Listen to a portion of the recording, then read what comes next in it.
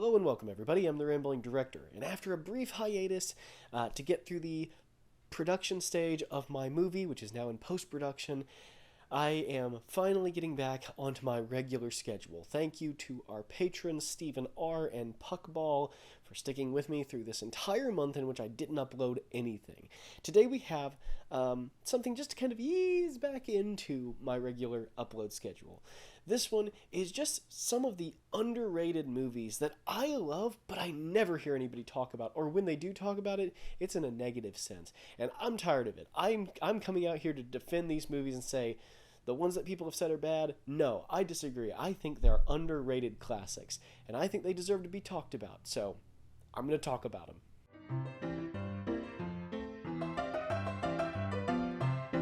Number 10. Mary Shelley's Frankenstein. This production, directed and starring Kenneth Branagh as the titular Dr. Frankenstein and Robert De Niro as the monster, is one of the most underrated films I've ever seen. It kind of came out around the same time as Francis Ford Coppola's Bram Stoker's Dracula. It's a mouthful. And just personally, I think it's just as good. I've never understood why this movie didn't get the same level of attention. I guess because it doesn't have as many cool special effects as Dracula did, which, to be fair, those special effects were cool. But as far as adapting a classic work of horror literature, I think this movie did a great job, and it's very accurate to the novel in many, many respects that other Frankenstein movies simply aren't. So, yeah, in my opinion, totally underrated classic. And of course, it has my director boyfriend, Kenneth Branagh. I love him so much. I'm straight, and I'm married to a woman, I promise. Number 9. The Indian in the Cupboard. I loved this movie growing up. I loved the book, too. In fact, I loved the whole book series. But this is a movie that, I don't know, besides getting a mention on Movie Magic at one point, I don't even know if I've ever heard anybody talk about it or even say they've seen it. But I love the movie The Indian in the Cupboard. I think it is a wonderful kids movie, and it's so well directed, and the special effects are so good for the time period. Some of them hold up today. It's just such an underrated children's film, and I cannot recommend you watch it enough. Number 8. Peter Jackson's King Kong. This was an Oscar-winning movie. Everybody talked about this movie. It was all the buzz when it came out. And now I never hear anybody talk about it. And if I had to guess, it's because it pioneered so much cool CGI. I get it. I'm personally a person who loves CGI, but I do understand that the criticisms against CGI really should be lobbed against using it for too many characters. Using it for backgrounds and sets, typically people can't tell the difference when CG is used in a background or to extend a set or something. Most people never even notice. It really is the characters. And I have to agree, I think we should use more puppets and costumes and stuff and get back to sort of that kind of hybrid maybe where we use puppets but maybe we add more facial expression with digital effects. But that's kind of besides the point. The thing is, I think that's the only reason nobody talks about Peter Jackson's King Kong, because it's a very good movie. Now, the original King Kong, the black and white King Kong, the original King Kong, is in my top 10 favorite movies of all time. Am I saying Peter Jackson matched it or made something better? No, absolutely not. The original is, in my opinion, a perfect movie. Peter Jackson's movie, not so much. And it is too long, by an hour. But that being said, it's still a great movie, and it's still one of those rare epics that you find. You just don't see a lot of epics now. Most of the time, when you see a movie that's 3 hours, there's no reason for it to be 3 hours. Peter Jackson's King Kong, I do think, is too long, but nonetheless, it uses that time to do something huge and epic, unlike a lot of modern movies that are too long, where it's just 3 hours of people talking. 7. The Matrix 2. I love The Matrix 2. In fact, I'm planning a whole video on The Matrix 2 to talk about why I think it's so underrated. So I'm not going to go into it too in depth here, but I just never understood everybody hating on this movie so much when most of the problems it has are problems that the first movie has. And that's not necessarily even a criticism, because I love all of the Matrix movies, including the newest one. They're all goofy movies, but they are intelligent, goofy movies, if that makes sense. They're silly, and they're over the top and ridiculous, and the premise is laughable. I mean, I know people take it more seriously now because we're trying to delude ourselves that we live in a simulation, which we verifiably, objectively don't. But, so we take it way too seriously and literally now. But the allegorical meanings behind it, the philosophy, there is hardly a movie I can think of that gives you the amount of philosophy that the Matrix movies do in such a digestible form. And I know people complain about the monologues in the Matrix 2. I love them. When the Merovingian is rambling on about causality, cause and effect, I think that's just a great speech. And the cake, the cake is such a weird moment, but it's funny. It's like it's cheesecake. I'm going to cover it in my video, don't worry. Game Night, starring Rachel McAdams and Jason Bateman. This movie is like one of the most well-made comedies on a technical level that I have ever seen.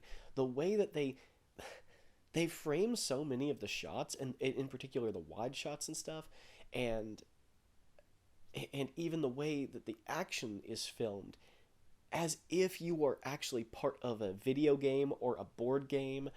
There's like a shot of like all these hotel rooms stacked up, and it makes it look like they are in like sort of like a game board. I can't describe exactly what I'm saying, but it's really good. Just the technicals of how this movie is made, and it's also just a really funny movie, and the twists and turns that it takes. If it wasn't a drama, I would think it was almost spitting in my face as an audience member, but because it's in a comedy, I do give it a little grain of salt, and I can accept the twists and how ridiculous they are as really comedic and funny, and I just love this movie. I own it on DVD, and it's funny because I think I'm the only person who remembers it existed. Number 5 is Signs. M. Night Shyamalan is a director that I have always really enjoyed his work. I'm not going to say that every movie he's made is perfect, but I think that he got a reputation that was just so unearned. Because he started getting that reputation around the time of Signs. And Signs, in my opinion, is, again, it's another movie I would say is a perfect movie. I think it's one of the best modern Christian movies ever made, which is, modern Christian movies set a pretty low bar, but I think it's a very high quality movie. The suspense is worthy of Hitchcock. The cinematography is just fantastic. The way that you build up the sense of dread, the family dynamics in this. Meryl and Graham are two of the most believable adult father figure sort of characters I've ever seen. I mean, there's father and an uncle, but they love this family and they are struggling to take care of it. And I believe it. I totally believe what they're going through. Next is Over the Hedge. I never understood this movie being so hated on either. I mean, people like, when I hear people talk about how cringy and stupid it was, I don't think we watched the same movie, because Over the Hedge is hilarious. It's like one of the best comedies of the last 20 years. It is a star-studded cast, every one of which is perfect for their roles, and every joke, maybe I just have a lame sense of humor. You feel free to let me know in the comments. I don't know, but I think that Over the Hedge is hysterical. I don't even have much more to say about it, because, I mean, like, how much can you really compliment the story of something like Over the Hedge? It's an incredibly simple story, but it is really funny, and that's, I think, what it was aiming for, was just to be a good comedy, and it succeeded. Next up is Bartok the Magnificent. If you remember Bartok, he was just a little character Probably the best part of the movie Anastasia. For some reason, he got this straight to video sequel, which is unimaginably good. Like, it's the sort of thing you just would never expect from something like it. And in fact, it's so good the studio heads, when they saw it, were like, hey, well, we should give this a theatrical release. But unfortunately, the animators had made it for a video release, so it wouldn't have been able to be blown up to be shown on a cinema screen. It just didn't have that sort of resolution, which is a real shame because this movie could have been a real classic if it hadn't disappeared on the shelves of movie rental stores over the years. But if you haven't seen it, definitely check it out. I bought my DVD copy at Walmart for $5. It's not an expensive movie, and it's worth every penny. Amazing Grace. Yeah, another great modern Christian film that never gets any attention. I guess because PureFlix didn't make it and it doesn't suck, so nobody talks about it. It does seem to be common on the internet, doesn't it? The only Christian films people want to talk about are the ones that suck, even though there's actually a lot of really great ones. Anyway, Amazing Grace is a fantastic movie about the English Parliament coming to the moral decision to end slavery. The historical reason behind it really was morality. It was because slavery is just wrong. And I love seeing this through the eyes of a Christian who comes through and has to grapple with some of the apparent contradictions that he sees among other Christians, and the way the Parliament views this, and the expediency and the politicization of things like slavery. And I just think it's a darn good movie, and I think it deserves more attention.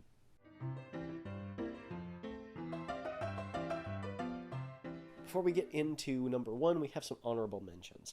The first is Nim's Island, starring Gerard Butler, Jodie Foster, and a young Abigail Breslin. Not a whole lot to say. I just think it's a really good kids film, and I saw it when it came out in theaters and I loved it, but I just never hear anybody talk about it. The Greatest Showman. This is one that critics hate on for some reason, and I've never understood why, because I think it's actually a really good musical. It's the only modern musical that gets radio play, from what I can tell. And finally, another musical, Across the Universe. I'm not a big fan of the Beatles music. Don't hate me, please. But I actually do like Across the Universe, and it's one of those things that, like, it was being marketed like it was the great art house film of our time when it came out, and then it just kind of quietly went away. But I don't know. It is a very good artsy film, and I really like it. I like the director's other work, for the most part. Last but not least, number one, The Illusionist, starring Edward Norton, Paul Giamatti, and Jessica Biel. This is one of those films that is just such a fantastic movie, and again, I just never hear anybody talk about it.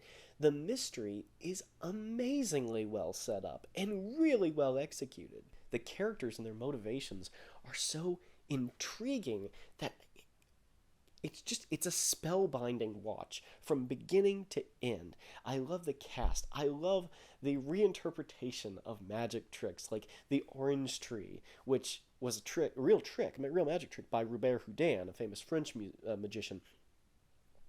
But in this version, it doesn't just bloom oranges. No, it grows from a stalk and blooms out, and the leaves come out. It's an amazingly fun trick.